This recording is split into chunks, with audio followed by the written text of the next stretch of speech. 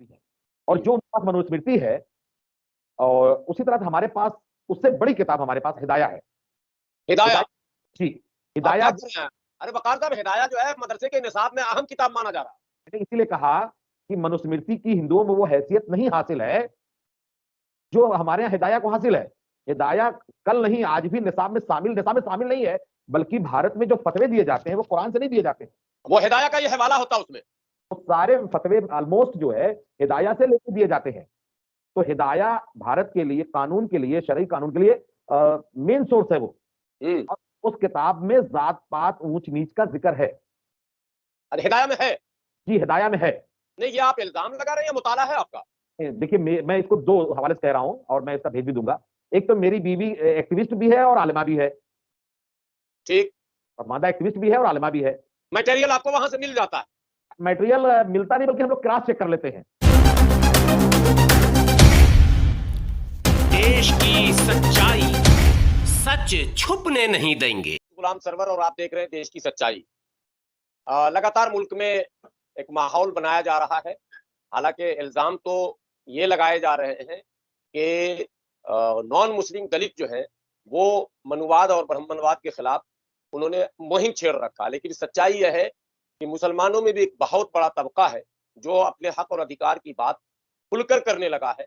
और इस बात में वजन तब बढ़ गया जब मुल्क के वजीर आजम नरेंद्र मोदी ने एक बड़ी सभा में खुलकर पसमानदा मुसलमानों का नाम लिया और अपनी पार्टी के लोगों से इस तबके से जुड़ने की अपील की और इस तबके को जोड़ने की भी अपील की। इस अपील के बाद लगातार मैं कह सकता हूं कि मुस्लिम मनुवादियों के भी होश उड़ गए कि आखिर इस मुल्क में ये क्या हो गया। तहरीकें तो बहुत चली, लेकिन वजीर आजम की जुबान से इस तरह का मामला होना ये मुल्क में पहली बार हुआ, जब वजीर आजम बड़े मंच से ये कह रहे हो कि मुसलमानों में एक तबका है पसमानदा जिसके साथ अब तक नाइंसाफियां हुई है, मेन स्ट्रीम से वो नहीं जुड़ सका, इसलिए आप लोग उसकी तरफ ध्यान दें। बहरहाल उस बयान का पूरे मुल्क में इस्तकबाल भी किया गया और पसमानदा मूवमेंट से जुड़े तमाम लीडरों ने खुले दिल से वजीर आजम के इस बयान का इस्तकबाल करते हुए उनसे कई अपीलें भी कर डाली।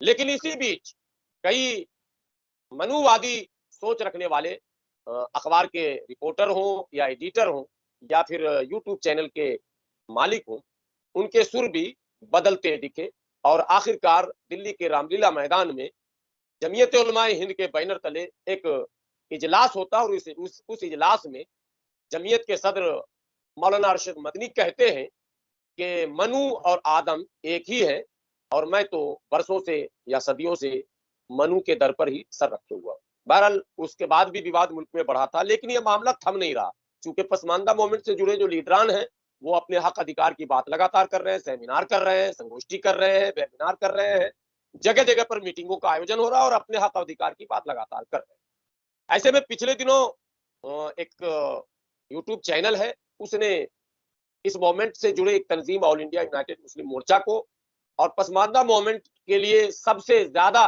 शोहरत हासिल करने वाले साबिक एमपी अली अनवर को भी निशाने पर लिया। और मैं जो आपसे बात कर रहा हूँ हाफिज गुलाम सरवर, मुझे भी उसने निशाने पर लिया। मेरे साथ वकार अहमद हवारी साहब जुड़े हैं, तारुफ के मोहताज नहीं है, पसमानदा मूवमेंट से मुस्तकिल जुड़े हुए हैं और खास करके हमारी बिरादरियों के बीच भी इनकी अच्छी पकड़ है। लगातार उनके तमाम मसाइल जो समाजी मसाइल हैं उसको उठाते रहते हैं, उस पर काम भी करते रहते हैं। वकार साहब, आपका बहुत बहुत इस्तकबाल, आपने कीमती वक्त निकाला। वकार साहब, आपसे मेरा एक सीधा सा सवाल है कि अब बातें बाजार में आ गई कि क्या मुसलमानों में बिरादरी है या नहीं। अगर मैं आपसे यह सवाल करूं कि क्या मुसलमानों में भी बिरादरियां हैं क्या, तो क्या आपका जवाब होगा सर? ये मेरा जवाब ये होगा कि देर से पूछा गया सही सवाल। मुसलमानों में जो आज के डेट में जो बिरादरीवाद है वो हिंदुओं से ज्यादा है। हिंदुओं में जो 1947 के पहले कंडीशन थी, जब संविधान नहीं बना था, जब बाबा अम्बेडकर जी का इतना बड़ा नाम नहीं था, जब जगजीवन राम इतने लंबे टाइम तक हुकूमत में नहीं थे, जो दशा और हालत इनकी थी हिंदू दलितों की, उस तरह की हालत जो है इस वक्त मुसलमानों की है। और जिस मनुवाद को कोसा जाता है, जिन ब्राह्मणों को कोसा जाता है भारत में, हमारे दलित भाई उछल उछल के कोसते हैं और हमारे सैयदों को अपने स्टेज पे लेके जाते हैं। हमारे सैयद के सामने ब्राह्मण जो है ब्राह्मणवाद, 12 साल का बच्चा है, नाबालिग बच्चा है। हमारा सैयदवाद इतना तगड़ा है कि उसके सामने ब्राह्मणवाद पानी भरता रहा, ब्राह्मण मांग मांग के खाता रहा, जिसको हमारे कुछ आदि किसान आंदोलन वाले लोग जो है उनको चुनमंगा कहते हैं, यानी भीख मांगने वाले लोग। और वाकई ब्राह्मण दान दक्षिणा पे ही जिंदा रहता था। और ये हमेशा कहा जाता था कि एक गरीब ब्राह्मण फला गांव में रहता था, लेकिन सैयद जो है नजरानों के बल पे हमेशा बादशाह वक्त को चैलेंज करते थे। और शिया सैयद जो है वो तो 20% लेता है, सुन्नी में तो 2.5% ज़कात है, लेकिन शिया हजरात जो है अपने पसमानदा शियाओं से, जो सैयद है वहां पे जो सफेद पगड़ी नहीं लगाता, काली पगड़ी लगाता है अपने को अलग रखने के लिए, वो 20% खुम्स लेता है और जिसके बल पे वो राज करता है। तो ब्राह्मणवाद मनुवाद तो कुछ है ही नहीं सैयदवाद के सामने। और हमारे एक सेकंड, मैंने ये सुन्नियों के अलावा शिया में भी ये मसला है। शियाओं में तो बहुत बड़ा मसला है, शियाओं में तो पगड़ी अलग अलग है। सैयद होगा तो काली पगड़ी लगाएगा। आप जितनी पगड़ियां देखिएगा ध्यान से आलिमों की, वो काली पगड़ी जो होती है वो सैयद की होती है, जो सफेद पगड़ी होती है वो नान सैयद या जनरली पसमानदा की होती है। अच्छा, हाँ, ये व्यूवर्स के लिए मैंने दोबारा इसको रिपीट करवा दिया तो व्यूवर्स को पता चले कि भाई हकीकत क्या है। जी, अब आप सुन्नियों में आ जाए। सुन्नियों में सीधे सीधे आपने पाकिस्तान का एक मैंने फतवा देखा था, या सही कह सकते हैं उसे, जनरल सही, कि जो खाने हैं, जो खदान नीचे जमीन के नीचे जो खान होती है, लोहा सोना जो भी निकलता है, उस पे वो सैयदों का उस पे हक है। अगर सैयद को नहीं दिया गया तो वो गुनहगार होंगे। यानी हिंदी में जो खनिज संपदा, जी जी जी जी जी जी, हिंदी में जो खनिज संपदा कहते हैं, जो जमीनों के नीचे कुदरती वो तमाम चीजें हैं, उसके बारे में आप कह रहे हैं। जी। और दूसरे आप कई वीडियो अभी देख रहे होंगे कि वो खुल्लम खुल्ला कह रहे हैं कि सैयद जानी हो, चोर हो, पॉकेटमार हो, गुंडा हो, वो कुछ भी हो, हाँ। उसकी ताजीम लाजिम है। अच्छा, ये फतवा है। अब बाकायदा उलमा चीख चीख कर किस बात को कह रहे हैं कि सैयद जानी हो, सैयद चोर हो, पॉकेटमार हो, गुंडा हो, शराबी हो। हाँ, जब तक वो कुफ्र तक, मतलब जब तक काफिर ना हो, जब कुफ्र तक ना पहुंचे, तब तक उसकी ताजीम लाजिम है। नहीं, ताजीम तक तो बात थोड़ी बहुत, चलिए ठीक है, हम आपकी बात मान लें ताजीम, लेकिन ताजीम के लिए शर्त भी तो हो कि कम से कम वो सुन्नत का पाबंद हो, वो नहीं, इस्लाम वो के। सोने, देखिए उनका कहना है कि सोने के लिए ये अहम नहीं है कि वो तिजोरी में रखा है कि नाली में गिरा है। अच्छा, हाँ, मतलब क्वालिटी बता दी कि सैयद मतलब सोना हो गया, सोना हो गया, हीरा हो गया, तो वो कहीं भी रहे। और नॉन सैयद क्या हो गए फिर? वो लोहा और कचरा कचरा तांबा कचरा क्या हो गए? कचरा कचरा कचरा कचरे में हो गए। चलिए, ये तो आपने मुसलमानों की। एक बात आपसे मुझे जाननी है, आपके कई पोस्टों को हम लोग देखते हैं, शेयर भी करते हैं, क्या वाकई आज के दौर में 21वीं सदी में भारत के मुसलमानों में मस्जिदों में भी कोई भेदभाव दिखता है क्या? हमारे दो मस्जिदें अलग अलग हैं, धोबियों की मस्जिद अलग है और मियाँ लोग मस्जिद अलग है। किस गांव की बात कर रहे हैं आप? पत्तनपुर सरायमीर, आजमगढ़। पत्तनपुर सरायमीर। सरायमीर तो एक मरकजी जगह है जहां बड़े बड़े इदारे भी हैं। जी, हमारे से जिसको कहते हैं ना बित्ती बोलते हुए पहुंच जाना, एक झटके में बैतुल्लुम मदरसा जो है, हाँ, उसकी अजान की आवाज हमारे यहाँ घर तक आती है। और उसी के बगल में, और उलमा पहले उलमा खाते हैं सुन्नत तरीके से गांव में आके, फिर कोई और खाना खाता है। मदरसतुल इस्लाह भी वही है। हाँ, मदरसा इस्लाह हमारे यहाँ से 1.5 किलोमीटर दूरी पे है। तो मतलब इतने इदारे रहते हुए वहां बिरादरियों की अलग अलग मस्जिद है? अलग अलग मस्जिदें तो हैं ही, जो किसी जमाने में बनी थी। वो उस मस्जिद को मियाने की मस्जिद कहा जाता है, मियाना, मियाना समझते हैं ना? जी जी जी, एक मियाना की मस्जिद हो गए और दूसरे धोबियानी की मस्जिद है। अच्छा। और मैं बड़ा पक्का सच्चा मुसलमान हूं।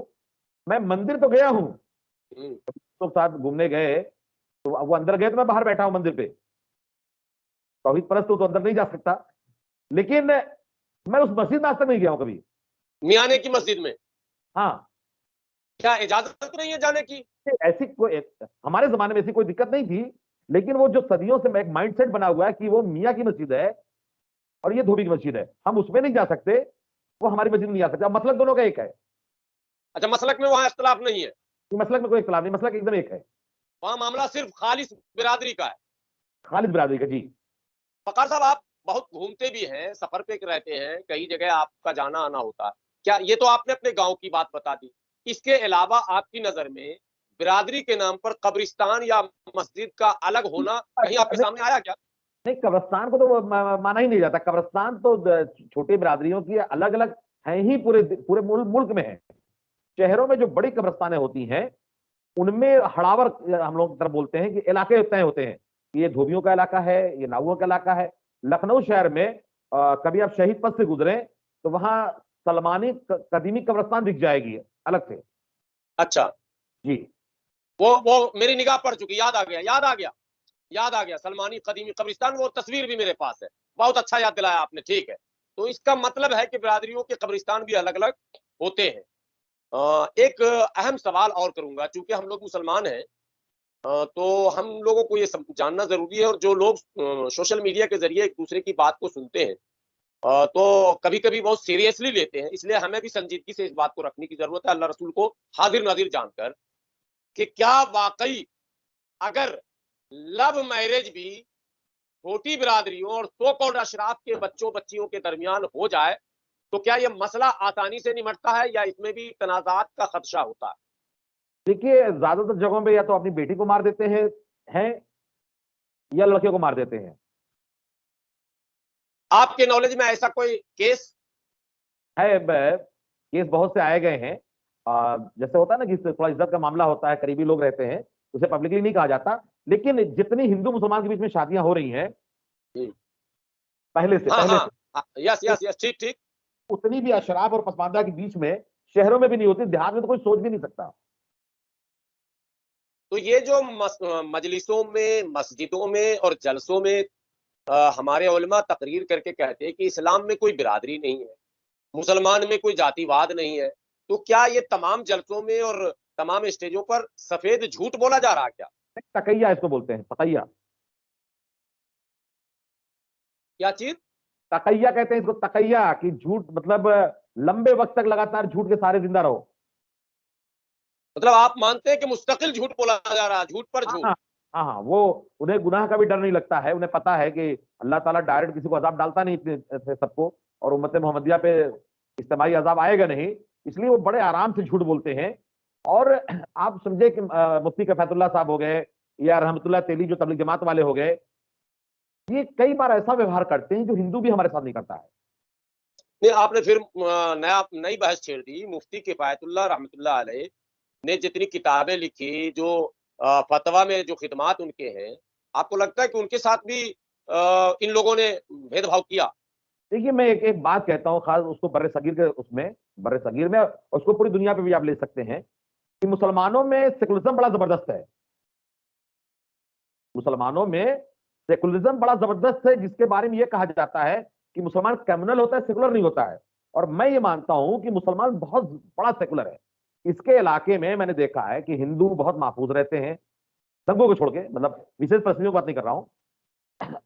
हिंदू बहुत महफूज रहता है, हिंदू आराम से रहता है। ये दलितों के साथ भी अच्छा रिश्ता रखते हैं, यादवों के साथ भी अच्छा रिश्ता रखते हैं, अपर क्लास के मुसलमान है और पसमानदा भी। लेकिन इनका जो व्यवहार है अपने पसमानदा के साथ बहुत बुरा है। हमारे एक दोस्त हैं, लखनऊ में रहते हैं, तो उन्होंने अपना टाइटल अंसारी लगा लिया है। हमने हमने पूछा कि आप अंसारी क्यों कहते हैं लोगों से, तो कहें कि अंसारी के नाम पे थोड़ा सा काम चल जाता है, धोबी के नाम पे हो सकता है हमें मकान भी ना मिले किराए का मुसलमानों के यहाँ। मतलब पसमानदाओं में अंसारी दबंग माने जाते हैं? एक काबिल कबूल। अच्छा, काबिल कबूल। अच्छा, एक आखिरी सवाल करके मैं चाहूंगा फिर दोबारा आपसे इस मौजू पर गुफ्तगू करूँ। आखिरी सवाल ये है कि कई ऐसी किताबें मुल्क में मौजूद है जो बाअसर और इस्लामी जुबान में कहूं तो मोतबर उलमा की लिखी हुई है, जो निसाब में जिनकी किताबें चलती हैं, जैसे मौलाना अशरफ अली थानवी। तो आपकी निगाह से कोई ऐसी किताब जिसमें उन्होंने बिरादरी खुलकर जिक्र किया हो और इनडायरेक्टली जो है सैयदवाद का उसमें बचाव किया हो, उसको बड़ा दिखाने की कोशिश की हो? देखिए, कई हदीस, कंजुल अमाल करके एक हदीस की किताब है, वो ज़ईफ है या कभी, मैं उस बहस में नहीं जा रहा हूँ। उसमें बाज़ाब्ता एक हदीस है नबी के हवाले से वो पेश की गई है कि नबी सल्लल्लाहु अलैहि वसल्लम ने कहा है कि मैं सबसे पहले जो है अहले बैत की शफाअत करूंगा, फिर अपने मक्की मुहाजिरीन की, फिर अंसार की, फिर इनकी, फिर उनकी, ऐसे ऐसे करके फिर यमनी लोगों की। तो मैंने कहा कि फिर इंडिया का नंबर आएगा, तो फिर इंडिया में जो पंडित से कन्वर्टेड लोग हैं उनका नंबर आ जाएगा, तो पसमानदा का आते आते नंबर ही खत्म हो जाएगा लग रहा है। इस तरह की हदीस है। नहीं, कंजुल ईमान तो आला हजरत की लिखी हुई है शायद। कंजुल आमाल या ऐसा करके मैं आपको भेज दूंगा उसको। ठीक ठीक ठीक। ठीक है, वो साथ साथ हाँ। लिखा हुआ। उसी तरह से हमारे यहाँ जो लोग अभी सुप्रीम कोर्ट में जो बात गई है, मोदी जी की सरकार ने जो भेजा है कि मुसलमानों में ऐतिहासिक तौर पे कोई जात पात नहीं, एक चीज। दूसरे लोग ये कहते हैं कि मुसलमानों की जो किताबें हैं उनमें जात पात नहीं है, जैसे मनुस्मृति टाइप का। ठीक। तो मैं अभी एक बात आई थी कि लोग कहते हैं वेद में भी जात पात नहीं है, तो अगर हमारे कुरान में कोई भेदभाव नहीं है, हमारे सुन्नत में कोई भेदभाव नहीं है, तो हिंदुओं की जो गीता है वहां भी कोई भेदभाव नहीं है। उनके सबरी के बैर का जिक्र होता है। हाँ, सबरी के जूठे बैर खाने का खूब जिक्र है। हाँ, हनुमान जी के बारे में उन्होंने कहा दलित हैं, हनुमान जी के साथ रहे, राम जी के।